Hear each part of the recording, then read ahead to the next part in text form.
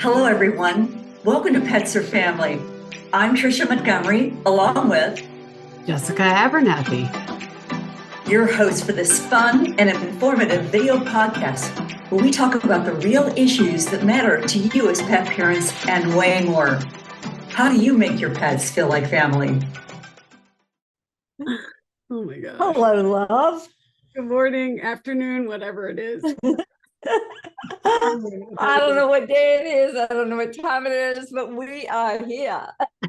Right? All I know is that we're back. Yeah, I was gonna say, all I know is it's gross out again. I swear. I just want a warm day. I can't wait for that to happen, but we'll see. It's Come on down to see me.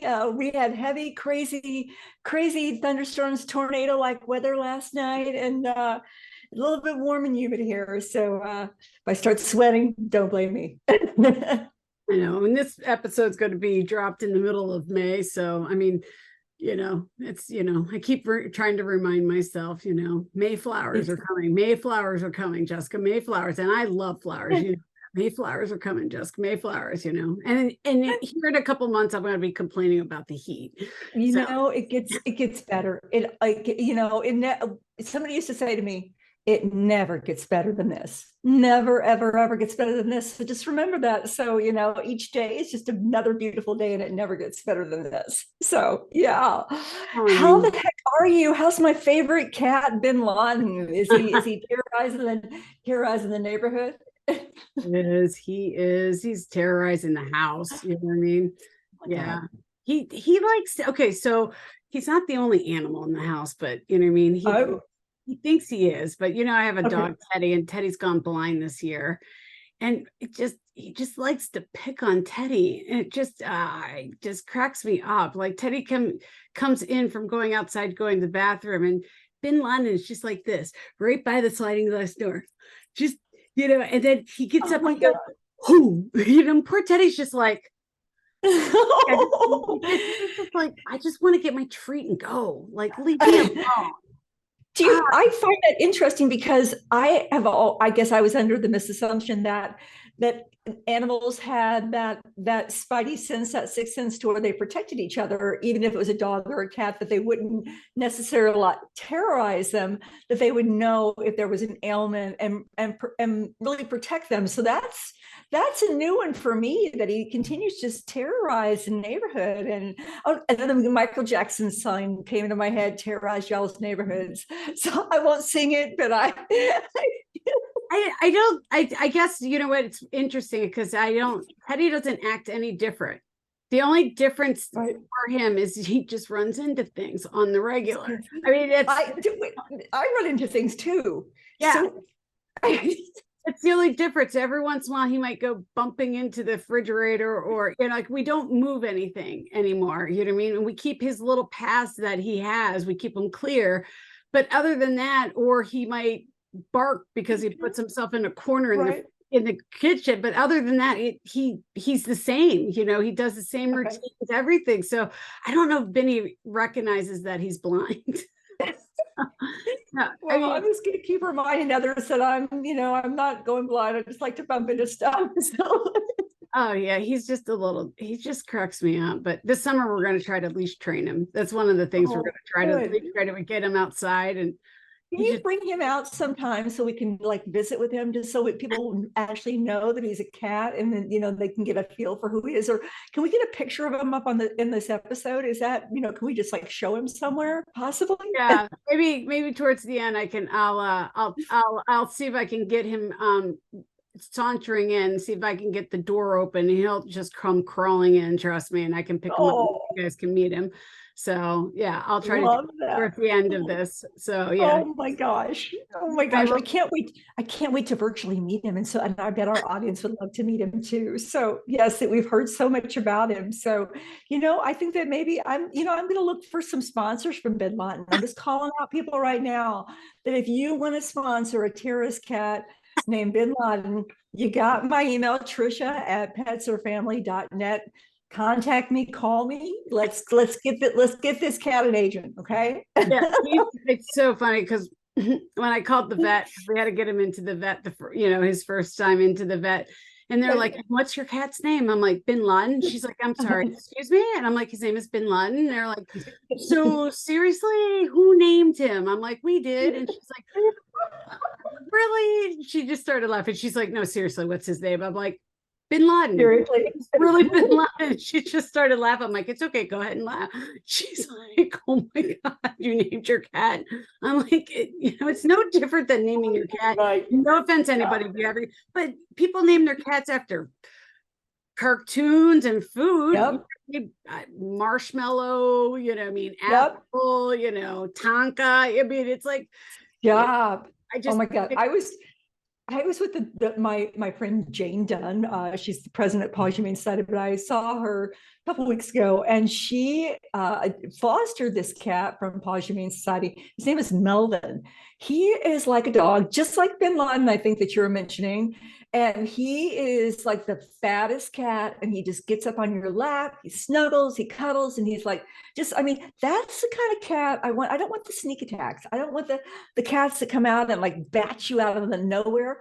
I used to have two cats named Kit and Caboodle, and they were just like the wildest cats in the entire world. I don't think I got a lick of sleep, just crazy. So yeah.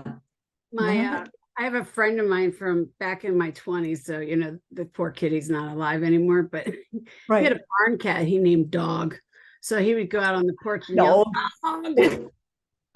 Everybody would expect a dog to come, but it was a cat. People have like the funnest names, so I just don't understand why Bin Laden is so odd.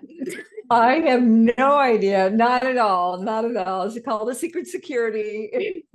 Call the White House, CAI, whatever it's called. CIA, you mean? Oh my God, that's hilarious. Yeah. Jessica, this is like a special episode we're on. And the reason we're doing this is because, we want to talk about the things that make us go,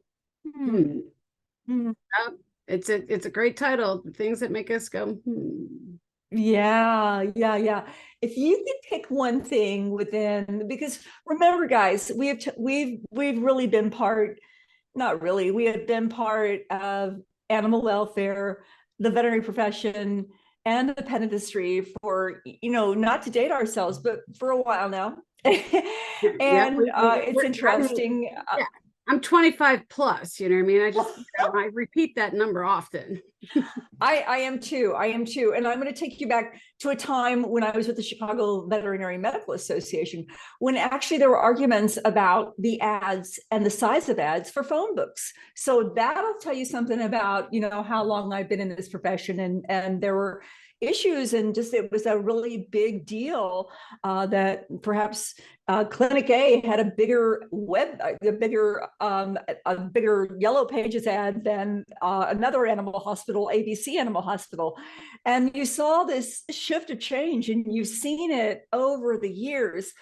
But one thing that has always stayed true within the veterinary profession, veterinarians, VMDs, DVMs, veterinary technicians, is a standard of excellence. And I think that's in every one of our industries, you know what I mean? A lot of our industries in the pet industries are not regulated. So, but the industry itself has a standard of excellency. Wow, that was not easy to say for me, you know what I mean? But, we hold ourselves to a standard that we hold ourselves higher than than the government would, or whoever created them, but we hold ourselves very high. Yeah. And why is that, Jessica? What do you think that? Because we care and we're passionate about our industries. And I'm not talking about just you and I'm talking about everybody in our industry. You know what I mean? We all care.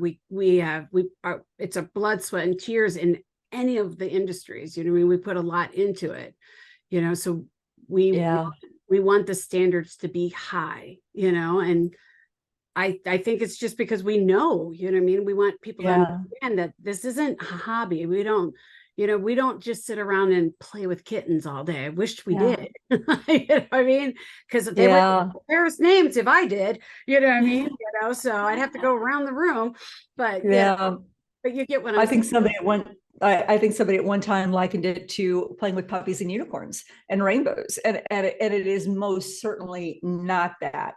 And I remember starting way back in the veterinary profession, and then I got married to a doctor, and it was very interesting. This esteemed nephrologist actually went to school less time than a veterinarian did. And I found that very interesting. And if you, and if wait, let's, hold the phone. Sorry. Wait, he was a what? Wait, first of all, what did he do? I don't think I understood what you said he did, because I don't think he was he was a nephrologist, and he was specialized in kidneys. So he was basically but one of the best in the nation. Yeah, he was a nephrologist. Okay, so he's a kidney doctor and he's a specialist. Yes. And he went to school less than a veterinarian. That's correct. Yeah, because people don't realize that veterinarians have to go to, it's really like 8 years, and then you're not even talking about externships and all these different things. And if you want to be a specialist, that's something else. And I think that there's a lot of times at one point, veterinarians were below from like a used car salesman or something like that. And I think that it's been a buildup for, over the decades that we've seen. But still from the professionalism and the respect, we're still working on that. Veterinarians, I believe, are still working on that. And I love what we're doing. And what I like about you, what I love about us, I always go into song. What I love about us is that we talk about these things and from a standard of excellence to share with pet parents that things that they may not know. And I think as this podcast is about pet parents and educating pet parents, there's some things going on that they may need to know about. There's so much that people don't know. I mean, it's but I mean, I came into this industry a long time ago too, in a far off land. I'm not going to age myself at all because I'm 25 plus. Anyway, but I get it. I mean, as I've been in the industry for years, as I learned things as I went along, I was like, seriously? I mean, yeah. I've been a pet parent for a long, long time too. And there's things that I'm just like, I didn't know, but I went into the industry and I learned as I went. I remember having a business in this industry, and I didn't know and I had the business probably for 10 years before I learned there was even an association for the industry. And then after being in the association, there's an association, and I'm sorry to run off, but there's an association for everything. I mean, when I say for everything, there's an association for needle points. And I was like, seriously? Ooh, whoops. Oh, my laundry's done. We're human. But that's what that alarm's for. But there's an association for everything. And I was like, seriously, needle point? I never in my wildest dreams thought about finding an association for, I mean, like, I was I mean, like, I have a pet sitting company. A lot of folks don't know that, you know what I mean? I come from the other side of this industry. So, and I did not know there was a professional association for professional pet sitters. And I found it and I was like, oh, wow. Yeah. And you know that I currently serve on the board, you know what I mean? And I was just like, wow. I mean, like I said, how would you know? I mean, it's, you know what I mean? Like as a pet parent, I didn't even know that. I mean, and now I'm trying to educate pet parents about the importance of knowing about these things, you know, and it's right.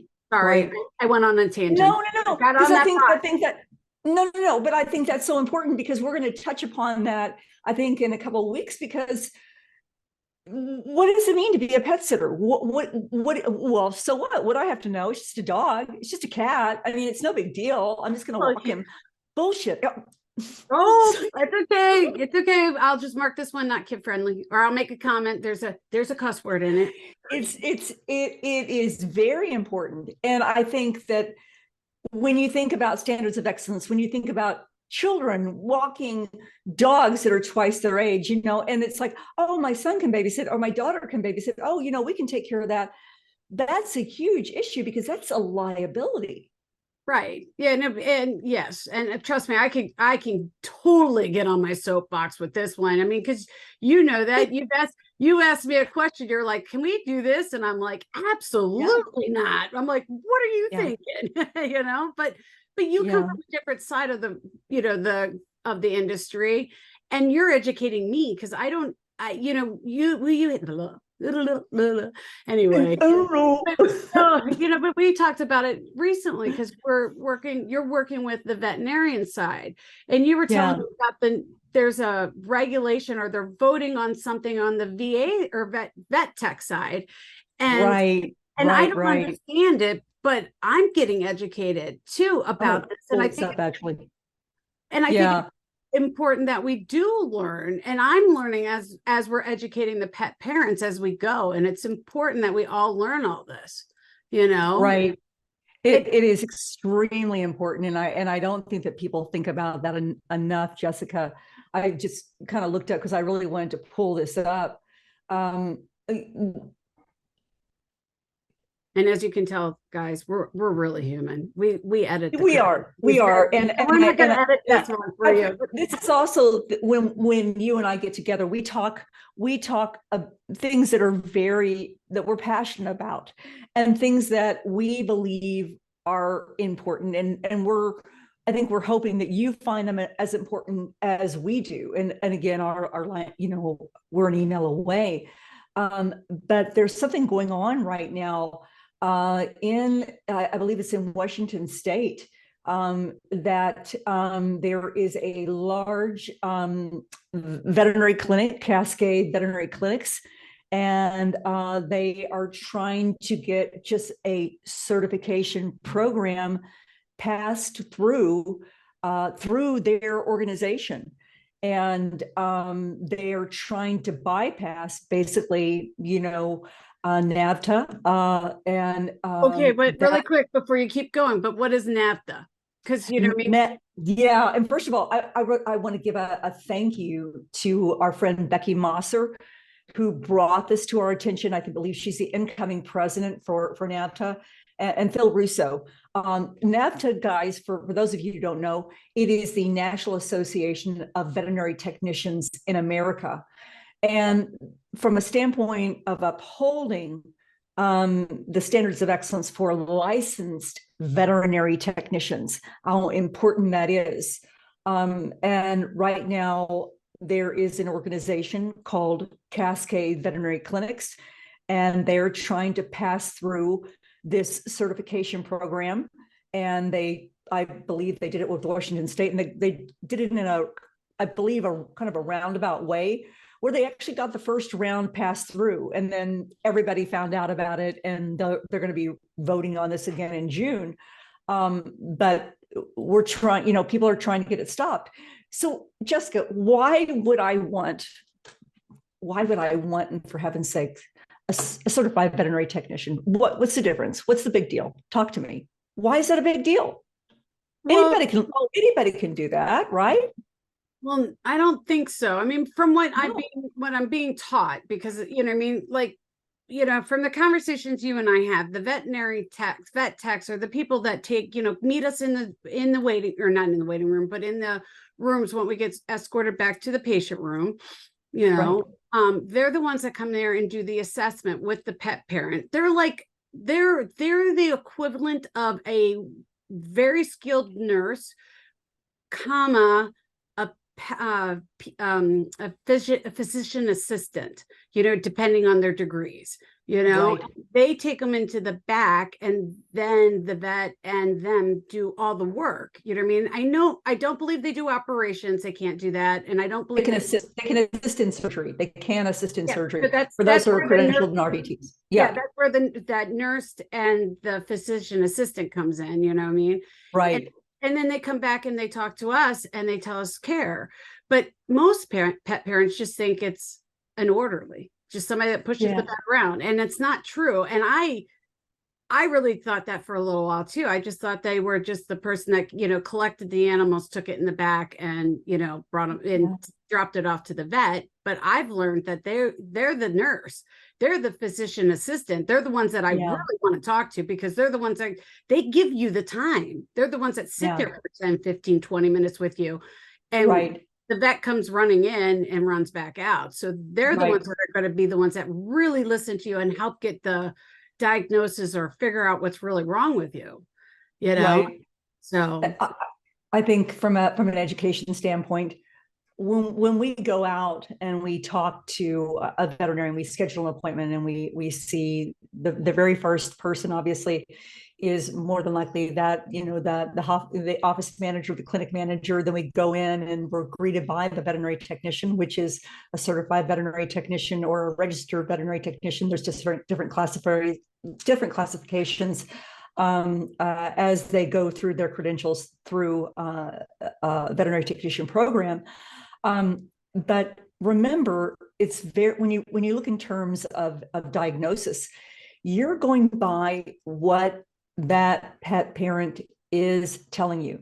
Right. It might be anthropomorphism. And for those of you who do not know what anthropomorphism is, I'm going to tell you right now. Anthropomorphism. It simply means that my feelings are reflected. The dog, my feelings become the dog. So like, oh my God, you're so hungry. Are you hungry? Oh, you're so hungry. I know I know his left foot is hurting. I know he was hungry. He was, his stomach was hurting. I pushed it and, oh, I know, whatever. So the veterinarians, the veterinary technicians are going by the pet parent, because again, that dog, that cat, that equine, whatever animal, they can't go, oh, it's right over here, doc, can you look at it right here? I'm having some issues, they can't. So they're going by their knowledge, their education, and what the pet parent is telling them. Why do I say that? Education is so very important. Biology was not my favorite little subject in school, neither was math. I'm not, I guess for whenever I look at my checkbook, as long as the numbers in my checkbook went up, I had more money in my account. That's when I look at math.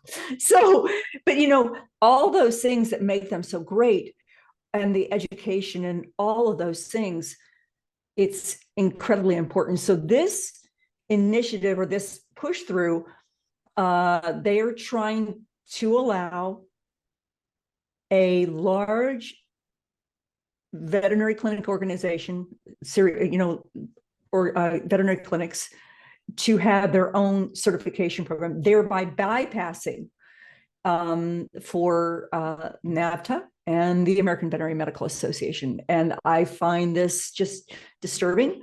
And coming from the background in the Chicago Veterinary Medical Association many, many years ago, it is standards of excellence, and they're caring for our pet parents. And you and I had a discussion yesterday or day before yesterday about people give advice all the time. The internet and our social media and our Facebook friends. Oh, I've got a solution for that. Oh, she's not eating. Oh, have you tried that? We're so quick to give advice, but are you going to those that have the professionals? And that's the professionals. Yeah, I mean, because no offense, Dr. Google is not always right. You know what I mean? And if I listened to Dr. Google with the last year I've had, with all the medical issues I've had, I would have been dying 18 times over. You know what I mean? I mean, it's just Dr. Google would, have me buying my coffin and picking out my burial plot and getting that couch, sit here. I got free Wi-Fi. That's what I told you. I'm putting that on my tombstone. And Jessica, for what's going to be on my tombstone? Let me share my screen. That's what, Tricia, if you ever get into a Zoom or any kind of Zoom meeting with Trisha's first thing, let me share my screen. Tricia loves to share her screen. It's a joke. I love to share my screen.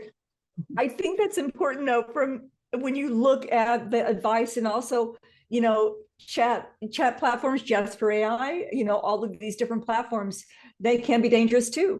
because for all the good that they're bringing us and the time-saving things that they're offering to us, they can be scary because they're grabbing that first bit of information from Google, and that could be the most searched topics. It can be whatever. And I think we have to be very, very, very careful with it. So I guess the message that, from this thing for Washington State and NAVTA, which is, again, a National Association of Veterinary Technicians of America, is, when you go to see the next veterinary clinic that you go, clinic appointment that you go to, when you take Fido or Fluffy or Bin Laden to the veterinarian, ask, what are the credentials behind are the veterinary technicians that are part of this clinic, who are they? Where did they go to school? Are they credentialed? What are they certified? Are they registered veterinary technicians?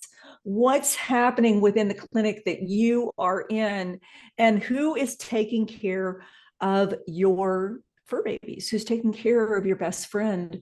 And making sure that those credentials are in there. I believe the closing time is as already shut for writing letters to Washington State. But keep watching. I really encourage you to watch this and see more. Jessica, I think you and I also had a conversation recently about there are many organizations right now that are claiming to be experts in animal behavior, in different items of things that impact not only our animals but our communities. I'm gonna and I think you and I've talked about that too, and it's like, what makes you an expert? You know what I mean? What makes you an influencer? What makes you, like, we're trying to figure out what makes you you. You know what I mean? And we're trying to figure out some of that stuff, but I think we should save that for, another conversation, because we're already at almost a half an hour, and we don't want them to stop listening to us. Don't stop listening. Don't stop listening. I am trying to see if we can get Bin Laden up here. Yeah, I want Bin Laden. We want Bin Laden. Guys, thanks for listening to us. We're going to be, again, dropping these special episodes whenever we feel inclined to do so, maybe once a month for you guys, letting you know kind of our passions, maybe our peeves, the things that make us go, And we want to hear from you. What are topics of interest to you? What are some things that maybe you don't understand as a pet parent? Is there something that you need a little bit of knowledge on? Is there something that you would like an answer on? Let us know. We're interested in hearing from you, because this is all about you and pet parenting. Oh, I just got the okay, so I think Bin Laden's on his way. Bin Laden's on his way. I cannot wait to see Bin Laden, because I've never met Bin Laden. But for those of you who may not know it, Jessica, you also have another cat named Harry. Harry's the good cat. Yep, he's a barn cat. Both of the cats are rescues, just so you know. Okay. We raised Benny from a day old, so he was a bottle baby. Harry we adopted. We adopted him at PetSmart, so I don't remember the organization he got adopted from, but he is he's huge. I think he's half Maine Coon, because he's bigger than my Shih Tzu, and my Shih Tzu is 21 pounds. So oh my God. Yes, and he's taller and bigger than my Shih Tzu. And he's about 23, and the vet would like him to lose about a pound or two, but he's got a belly on him, but he doesn't look fat, but his head is like 3 times bigger than Bin Laden's. Bin Laden is only about 11 pounds. He's small. Oh my gosh. But Bin Laden is normal size, and Harry's just like good. He's huge, And then when I took him to the vet and I said, I think he's half Maine Coon, and she agrees. She thinks he's Maine Coon because how big he is. So he's big. And then we have Teddy. So here he comes. Come here, Benny. Hey, buddy. I can't wait to see. Oh my goodness gracious. Who do we have there? There she goes, disappearing. And there she is again. Oh, hello. He's got to lick me. Is that Bin Laden? Yeah, sorry, he's giving me kisses first. Hello, Bin Laden. How are you? Look over there. Say hi. Hi. So he's a gray and white tabby. Oh, Jessica, he does not look like a terrorist at all. Bin Laden, you do not live up to your name. Give him a minute. Look at me. I'm like, move my face away. I'm like, give him a minute. He's like, should I bite you or should I not? He'll bite in a minute. I think you're making this up, Jessica. I think you are making up. Jessica, his entire head has disappeared. He's looking really a little creepy, like that darn cat. There's a lot of scratches and bruises and bite marks on all of us. I mean, he likes to run up behind me and curl up and bite me in the butt. That's like his favorite pastime. Stop it. Yeah, that's one of his favorite things to do. He likes to. I love him. Tell him to come see me. Come hang out with me. But he's pretty good with me. He knows that he's not supposed to bite me. His tail's starting to flick, so I know I'm in trouble soon. He will he's pretty good with me because I do like a dog, and he's just right. He's like, okay, I can't do that. I won't do it anymore, Mom. Yeah. He's like, okay. So there he goes. Ready? All right, I'm gonna put him down. He also goes. Yeah, he's never allowed in my office either. So he's just like, oh my goodness. He wants to play. There you go. That story. There's so my mom loved cats, and when my dad passed away, she had Buddy, and then Buddy was my dad's cat, and then Buddy went with my mom, and then Buddy passed away, and so my mom decided to and this is during the height of COVID, decided to try and mail order a ragdoll cat that was like I don't know, like $5,000. I get this text that said, I mean, you could buy mail order cats. I mean, I've heard of mail cats, but cats. And my poor mom, my mom was getting up there. She was, and it was, and just my mom was a spitfire. She just was. She wanted something. I get this text and she said, if I die, will you watch my cat for you? Will you watch my cat for me? And I go, Mom, you don't have a cat. And she goes, but I just getting one. I'm like, called my sisters and rounded everything up, ended up calling the ragdoll cat company and whatever they were. And to cancel, it was just, oh my goodness gracious. It was just, yes. My poor mom. You can mail order. So it was real. Like I was waiting for you to tell me it was a scam. No, it was real. It was actually a real thing. They, like, I don't know if they drop ship them, if they, FedEx them, if they come in with a drone and drop it in their pet. I've got to do some. I really thought this was a new scam. I thought you were going to tell me it's a new scam. I'm like, I could see some people getting suckered into that one. I wish it would have been a scam, because I felt really bad calling the ragdoll cat lady and letting her know that the kitty cat was not coming to visit my mom at the independent living center where she was. So mad props to them though. Mad props to the mail order ragdoll people. Because they respected and they heard you. You know what I mean? And they did. But then it's asking questions. So how old are you? Have you just gotten out of the hospital? Where do you live? Not just taking your money for $5,000. Next questions. And I have to say that it for another day, but that is one of my pet peeves. You know what I mean? My parents died when and I know you come from the rescue world, but when rescues don't pay attention to age, you know what I mean? My parents adopted 2 cats, and I had to sign with my parents saying that if my parents died, I would take the cats. Like I had to sign when they adopted the paperwork saying I would take the cats, that they wouldn't be able, they couldn't go into a shelter, couldn't go back to the shelter, that I would take them. And I'm like, okay, but I get it. And I thought that was responsible for the rescue. That I was actually impressed with the rescue that they thought about that. You know what I mean? And my parents are in their early 70s. And I was like, all right. But I was impressed by that, even though I was like, please. I'm like, Mom, you gotta live under the cats. I got denied adoption one time when I was in Hinsdale, Illinois. Because I didn't have a backyard. They wouldn't, I didn't have a fenced-in backyard. I had a backyard, but I didn't have a fenced-in backyard, and they didn't let me adopt, and they refused to adopt this dog to me and my husband, and just said, you can't adopt.